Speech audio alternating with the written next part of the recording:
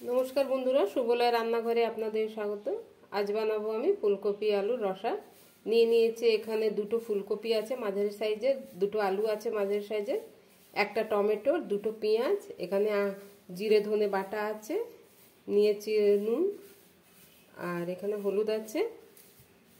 প্রথমে আমি ফুলকপিটাকে একটু ভাপিয়ে নেব। একটা ডেকচিতে জল বসিয়েছি, জল ফুটছে, দিয়ে দেবো হলুদ, দেবো অল্প লবণ, ফুলকপিগুলোকে দিয়ে দেবো, একটু ভাপিয়ে নেব।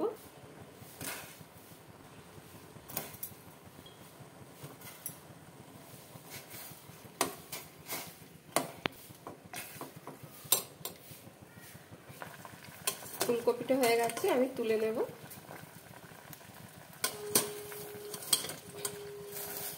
ছেঁকে ছেঁকে তুলে নেব। কড়া গরম হয়ে গেছে, দিয়ে দেবো তেল, সরষের তেল। তেলটা গরম হয়ে গেছে, দিয়ে দেবো অল্প হলুদ। আলুতে রং ধরবে বলে হলুদ দিলাম। দিয়ে দিয়েছি আলু। আলু লাল লাল করে ভাজবো।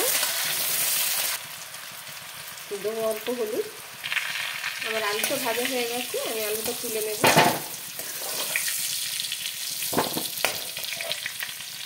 এই তেলে ফুলকপিটা ভেজে নেব।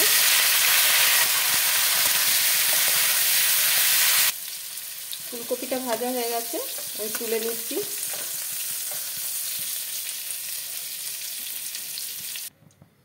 দেবো আরও অল্প সর্ষের তেল। ফোড়নে দেবো তেজপাতা, একটা শুকনো লঙ্কা, অল্প গোটা জিরে, দেবো কেটে রাখা পেঁয়াজ।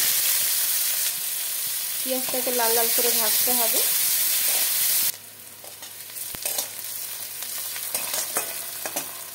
পেঁয়াজটা ভাজা হয়ে গেছে, দিয়ে দেবো আদা রসুন বাটা, দেবো ধনে গুঁড়ো, জিরে গুঁড়ো, আন্দাজ মতন হলুদ, দেবো অল্প জল, মশলা কষাবো। দিলাম 1 চামচ কাঁচা লঙ্কা বাটা, দিয়ে দিলাম কেটে রাখা টমেটো, সাথে সাথে আমি লবণ দেবো, টমেটোটা গলে যাবে।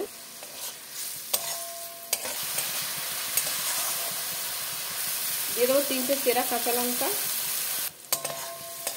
মশলাটা কষানো হয়ে গেছে, দিয়ে দেবো ভেজে রাখা ফুলকপি।